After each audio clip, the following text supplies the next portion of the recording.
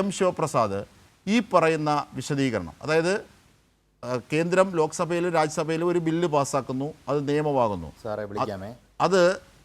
അത് സർക്കാർ വഴി നടപ്പാക്കാൻ ശ്രമിക്കുന്ന ഒരു കാര്യത്തിൽ ഈ സർക്കാരിനോ നയത്തിനോ അതിനകത്തൊരു ഉത്തരവാദിത്വവുമില്ല, അത് ലോക് ഭവൻ്റെ നിർദ്ദേശപ്രകാരം ചീഫ് സെക്രട്ടറി അയച്ചതാണ്. ഇതാണ് ഇവരുടെ വിശദീകരണം. അത് അംഗീകരിക്കാവുന്നതാണോ?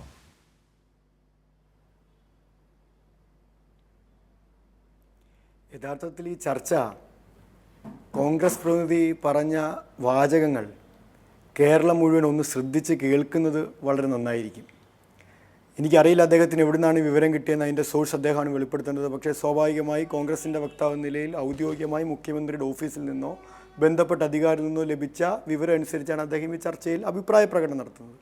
അദ്ദേഹം പറഞ്ഞ ആദ്യത്തെ വാചകം വളരെ ശ്രദ്ധിച്ച് നമ്മളെല്ലാവരും കേൾക്കേണ്ടത് ഈ ചർച്ചയുടെ ഗതിയെന്ന് മാത്രമല്ല, ഈ വിവാദത്തിൻ്റെ ഗതി തന്നെ യഥാർത്ഥത്തിൽ എന്താണ് എന്ന് കൃത്യമായി വ്യക്തമാക്കുന്ന വാചകമാണ് അദ്ദേഹം പറഞ്ഞത്. അദ്ദേഹം പറഞ്ഞത് കേന്ദ്ര ഗവൺമെൻറ് ഒരു ഉത്തരവ് ലോക് ഭവനിലേക്ക് വരുന്നു, ലോക് ഭവനിൽ വന്ന ഉത്തരവ് ചീഫ് സെക്രട്ടറിക്ക് വരുന്നു. അത്രയും വന്നത് സ്വാഭാവികമായി രാജ്യത്തെ നടപടിക്രമത്തിൻ്റെ ഭാഗമാണ്. ലോക് ഭവനിൽ നിന്നൊരു ഉത്തരവ് ചീഫ് സെക്രട്ടറിക്ക് വന്നാൽ, ഇപ്പോൾ ഞാൻ അദ്ദേഹത്തെക്കാൾ വളരെ പ്രായം കുറഞ്ഞ ആളാണ്, അദ്ദേഹമാണ് വ്യക്തമാക്കേണ്ടത്, അല്ലെ കേരളത്തിൽ ഇതുമായി ബന്ധപ്പെട്ട് വിദഗ്ധരാണ് കാര്യം പറയേണ്ടത്. അങ്ങനെ ഒരു ഉത്തരവ് ചീഫ് സെക്രട്ടറിക്ക് വന്നാൽ കൺസേൺഡ് ഗവൺമെൻറ്റിൻ്റെ അനുമതിയില്ലാതെ ആ ഉത്തരവ് താഴേക്ക് ഫോർവേഡ് ചെയ്യും എന്ന് നിങ്ങൾക്കാർക്കെങ്കിലും കരുതാൻ കഴിയുമോ? അങ്ങനെയാണ് വീണ്ടും കോൺഗ്രസ് പ്രതി വാദിക്കുന്നതെങ്കിൽ ലോക് ഭവനാണോ സെക്രട്ടേറിയറ്റിലാണോ കേരളത്തിൻ്റെ ഭരണം ഇന്ന് നടക്കുന്നതെന്ന് ആദ്യം കോൺഗ്രസ് പ്രതി വ്യക്തമാക്കണം. ഒന്നാമത്തെ കാര്യം. രണ്ടാമത്തെ കാര്യം, ഇത് സംസ്ഥാന മുഖ്യമന്ത്രിയോ മുഖ്യമന്ത്രിയുടെ ഓഫീസോ അറിയാതെ ഇങ്ങനൊരു കത്ത് താഴേക്ക് പോകുമെന്ന് നിങ്ങൾ വിചാരിക്കുന്നുണ്ടോ? എങ്ങനെ ഈ കത്ത് പോയത്? നിങ്ങൾ മനസ്സിലാക്കേണ്ടത് ചീഫ് സെക്രട്ടറി മുഴുവൻ തദ്ദേശ സ്ഥാപനങ്ങൾക്കും നിർദ്ദേശം കൊടുക്കാൻ വേണ്ടി തദ്ദേശ സ്ഥാപന അഡീഷണൽ സെക്രട്ടറിക്ക് ഉത്തരവ് കൊടുത്തിരിക്കുകയാണ്. എന്താ ഉത്തരവ്? കേന്ദ്ര ഗവൺമെൻറ്റിൻ്റെ നിർദ്ദേശം അക്ഷരം പ്രതി അനുസരിക്കണമെന്നും ഈ വരുന്ന സ്വാതന്ത്ര്യ ദിനത്തിൽ മുഴുവൻ കേന്ദ്രങ്ങളിലും ഈ വന്ദേ ഭാരതം മുഴുവനായി ആലപിക്കണമെന്ന് നിർദ്ദേശം കൊടുത്തിരിക്കുക. എന്താ വന്ദേ ഭാരതത്തിൻ്റെ ബില്ലാണല്ലോ അദ്ദേഹം കോട്ട് ചെയ്തത്. ബില്ലിൽ വന്ദേ മാതരം എല്ലാ പരിപാടികളിലും പാടണം എന്നാണോ ബില്ലിനകത്ത് പറയുന്നത്? അല്ലല്ലോ. ബില്ല് വന്ദേ മാതരത്തിനോട് അനാദരവ് കാണിക്കരുതെന്നും വന്ദേ മാതരം പാടുന്ന തടസ്സപ്പെടുത്തും, prevention of insult to national honour, അതാണ് ഭേദഗതി ചെയ്യപ്പെട്ട നിയമം. വന്ദേ മാതരം നിർബന്ധമായി പാടണം എന്ന ബില്ലിൽ എവിടെയാണ് നിർദ്ദേശിക്കുന്നത്? അങ്ങനെ നിർദ്ദേശിക്കാത്തടുത്ത് സംസ്ഥാന ഗവൺമെൻറ്റിന് കേന്ദ്ര ഗവൺമെൻറ് ഒരു നിർദ്ദേശം അയച്ചാൽ അത് സംസ്ഥാന താല്പര്യത്തിന് വിരുദ്ധമാണെങ്കിൽ ആ താല്പര്യത്തിന് വിരുദ്ധമായൊരു നിർദ്ദേശം എങ്ങനെ ചീഫ് സെക്രട്ടറി വഴി താഴേക്ക് പോകും? അപ്പോൾ ഇത് വളരെ വ്യക്തമല്ലേ? ഒന്നുകിൽ സംസ്ഥാനം ഭരിക്കുന്നത് ലോക് ഭവനാണെന്ന് കോൺഗ്രസ് സമ്മതിക്കണം, അല്ലെങ്കിൽ സംസ്ഥാനത്ത് ലോക് ഭവൻ്റെയും കേന്ദ്ര ഗവൺമെൻറ്റെയും നിർദ്ദേശം അനുസരിച്ചാണ് ഞങ്ങൾ ഈ കാര്യങ്ങളെല്ലാം ചെയ്തുകൊണ്ടിരിക്കുന്നത് അവർ അംഗീകരിക്കണം. ഈ രണ്ടിൽ ഏതാണ് കോൺഗ്രസ് വക്താവ് അംഗീകരിക്കുക എന്നുള്ളത് കൗതുകത്തോടെ കേരളം മുഴുവൻ കേൾക്കാൻ ആഗ്രഹിക്കുന്ന കാര്യമാണ്. ഒന്ന്. രണ്ട്, എന്താ കോൺഗ്രസ്സിന് സംഭവിച്ചുകൊണ്ടിരിക്കുന്നത്? ഈ കാര്യം മാത്രമല്ലല്ലോ, വന്ദേ മാതരത്തിൻ്റെ കാര്യം മാത്രമല്ലല്ലോ, ഈ കേരളത്തിൽ കഴിഞ്ഞ 2 മാസം മാത്രം അധികാരം കിട്ടിയ ഒരു UDF ഗവൺമെൻറ് കാണിച്ചുകൊണ്ടിരിക്കുന്ന സംഘപരിവാർ വൽക്കരണം ഏതൊക്കെ ഇടത്തേക്ക് എത്തിച്ചേർന്നിരിക്കുന്നു. ഞാൻ ഒരു കാര്യം മാത്രം കോൺഗ്രസ് പ്രതി ഓർമ്മിപ്പിക്കാം. നിങ്ങൾ 3 സംസ്ഥാനങ്ങൾ രാജ്യത്തെ ഓർത്താൽ മതി. ഇന്ന് ഏതാണ്ട് 20ഓളം സംസ്ഥാനങ്ങൾ BJP ഭരിക്കുന്നുണ്ട് രാജ്യത്ത്. 2014 അധികാരത്തിലെത്തിയ ശേഷം അധികാരത്തിൻ്റെ എല്ലാ കെട്ടുപാടുകൾ ഉപയോഗിച്ച്, എല്ലാ അധികാരത്തിൻ്റെ ശക്തിയും ഉപയോഗിച്ച് വിവിധ സംസ്ഥാനങ്ങളിൽ മർക്കടമുഷ്ടി ഉപയോഗിച്ച് ഇടപെട്ട് പല ഗവൺമെൻറ്റുകളെയും വിലക്കെടുത്തും ഗവൺമെൻറ്റുകളെ സമ്മർദ്ദത്തിലാക്കിയും ജനങ്ങളെ തെറ്റിദ്ധരിപ്പിച്ചും എല്ലാം അധികാരം പിടിച്ചിട്ടുണ്ട്. പക്ഷേ 3 സംസ്ഥാനങ്ങൾ ഞാൻ ഓർമ്മിപ്പിക്കാം. ഒന്ന് മണിപ്പൂർ, ഒന്ന് ആസാം, മറ്റൊന്ന് അരുണാചൽ പ്രദേശ്. ഈ 3ഇടത്തെയും ഇന്നത്തെ മുഖ്യമന്ത്രിമാർ മുൻ കോൺഗ്രസ് നേതാക്കന്മാരാണ്. മണിപ്പൂരിലെ ബീരൻ സിംഗിനെ നിർഭാഗ്യവശാൽ അവർക്ക് ഒരുപാട് നാൾ കലാപത്തിൻ്റെ അടിസ്ഥാനത്തിൽ കൊണ്ടുപോകാൻ കഴിഞ്ഞില്ല. എങ്ങനെ ഇവിടെല്ലാം BJP ഗവൺമെൻറ്റുകൾ വന്നത്? വളരെ ശ്രദ്ധിച്ച് കേരളം കേൾക്കണം. ഈ 3 സംസ്ഥാനങ്ങളിലും BJPക്ക് അഡ്രസ് ഉണ്ടാവാത്ത സംസ്ഥാനങ്ങളായിരുന്നു. അരുണാചൽ പ്രദേശിലെ മുഖ്യമന്ത്രി പേമ ഖണ്ഡു കോൺഗ്രസിൻ്റെ അവസാനത്തെ അരുണാചൽ പ്രദേശ് മുഖ്യമന്ത്രിയാണ്. കോൺഗ്രസിൻ്റെ മുഖ്യമന്ത്രി BJPയിലേക്ക് പോയതല്ല കേട്ടോ. കോൺഗ്രസിൻ്റെ മുഖ്യമന്ത്രി മുഴുവൻ MLAമാരുമായി BJPയിലേക്ക് പോയി BJP മന്ത്രിസഭ ഉണ്ടാക്കി. മണിപ്പൂരിൽ ബീരൻ സിംഗ് കോൺഗ്രസിൻ്റെ മുഴുവൻ MLAമാരുമായി പോയി അവിടെ BJP മന്ത്രിസഭ ഉണ്ടാക്കി. ആസാമിലെ ഹിമന്ത ബിശ്വ ശർമ്മ ഇന്ന് ഏറ്റവും ഭീകരമായി രാജ്യത്ത് വർഗീയ പറയുന്ന BJP മുഖ്യമന്ത്രി കോൺഗ്രസിൽ നിന്ന് ഇതുപോലെ രാജ്യത്തെ അദ്ദേഹത്തിൻ്റെ MLAമാരെ, കോൺഗ്രസ് MLAമാരെ കൂട്ടിക്കൊണ്ടുപോയി BJP ഗവൺമെൻറ് ഉണ്ടാക്കി. എന്താ രാജ്യത്ത് നടക്കുന്നത്? എള്ളുണങ്ങി എണ്ണയാവുന്നത് പോലെ രാജ്യത്തെ കോൺഗ്രസ് പരിവർത്തനപ്പെട്ട് കോൺഗ്രസിൽ നിന്ന് BJP ആയിക്കൊണ്ടിരിക്കുകയല്ലേ? ഈ പരിവർത്തനത്തിന് ആരാണ് ഇന്ന് ഉത്തരം നൽകേണ്ടത്? ഈ പരിവർത്തനം അങ്ങ് മണിപ്പൂരിലും അരുണാചൽ പ്രദേശിലും നമ്മുടെ ആസാമിലുമൊക്കെ അല്ലേ എന്ന് ആശ്വസിച്ച് കേരളത്തിലെ കോൺഗ്രസ്സുകാർക്ക് ഇരിക്കാൻ കഴിയുമോ? ഞാൻ വളരെ വിനീതമായി നിങ്ങളോട് ചോദിക്കുകയാണ്. ആസാമിൽ സംഭവിച്ചത്, മണിപ്പൂരിൽ സംഭവിച്ചത്, അരുണാചൽ പ്രദേശിൽ സംഭവിച്ചത്, രാജ്യത്തെ വിവിധ പ്രദേശങ്ങളിൽ കോൺഗ്രസിൻ്റെ MLA മാർ കൂട്ടത്തോടെ കോൺഗ്രസിൽ ചെന്ന് ചേരുന്നത്, ആ ചേരുന്ന യാത്രയിലേക്കല്ലേ കേരളത്തിലെ കോൺഗ്രസ് ഈ പൊയ്ക്കൊണ്ടിരിക്കുന്നത്? ഞാൻ ആത്മാർത്ഥമായി ചോദിക്കുകയാണ്, ഭീതിയോടെ ചോദിക്കുകയാണ് ഈ ചർച്ചയ്ക്കകത്ത് ഒരു ഇടതുപക്ഷ പ്രതിനിധി നിലയിൽ.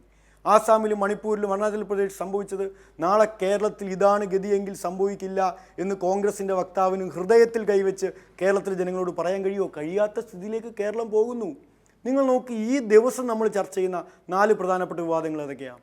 ഒന്ന്, ഈ വന്ദേ മാതരം മുഴുവനായി പാടണമെന്ന ചീഫ് സെക്രട്ടറി ഉത്തരവ്. അതുമാത്രമാണോ? ഇതേ സ്വാതന്ത്ര്യ ദിനാഘോഷവുമായി ബന്ധപ്പെട്ട് കാസർഗോഡ് ഉപജില്ലയിൽ ക്വിസ് നടത്താൻ വിദ്യാഭ്യാസ വകുപ്പ് തീരുമാനിക്കുമ്പോൾ ആ ക്വിസിൻ്റെ ഭാഗമായി ചോദിച്ച ചോദ്യം എന്താ? ബ്രിട്ടീഷ് ഭരണാധികാരികൾ ഏറ്റവും കൂടുതൽ ശിക്ഷ വിധിച്ച സ്വാതന്ത്ര്യ സമര സേനാനി, ആ വാക്ക് വളരെ പ്രധാനപ്പെട്ടാണ് കേട്ടോ, സ്വാതന്ത്ര്യ സമര സേനാനി ആരാണ്?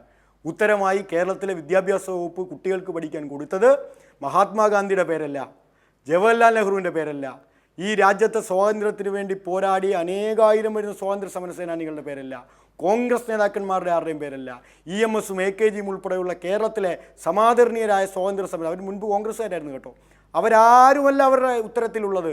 അത് സാക്ഷാൽ സ്വാതന്ത്ര്യ സമരത്തെ ഒറ്റുകൊടുത്ത് മാപ്പെഴുതി കൊടുത്ത VD സവർക്കർ ആകുമ്പോഴാണ് ഈ വിവാദത്തിൻ്റെ അർത്ഥവ്യാപ്തി എത്രത്തോളമാണെന്ന് നാം മനസ്സിലാക്കേണ്ടത്. കുഞ്ഞുങ്ങളെ പഠിപ്പിക്കുകയാണ്. ഈ കേരളത്തിലെ നമ്മൾ ഉത്തർപ്രദേശിൽ മഹാത്മാഗാന്ധി എങ്ങനെ ആത്മഹത്യ ചെയ്തെന്ന ചോദ്യത്തെപ്പറ്റി ഇവിടെ ചർച്ച ചെയ്തിട്ടുണ്ട്, എൻ്റെ ഓർമ്മ ശരിയാണെങ്കിൽ. ഗുജറാത്തിൽ എങ്ങനെയാണ് മഹാത്മാഗാന്ധി വണ്ടി ഇടിച്ച് മരിച്ചതെന്ന ചോദ്യത്തെപ്പറ്റി വന്നപ്പോൾ അതിവിടെ ചർച്ച ചെയ്തിട്ടുണ്ട്.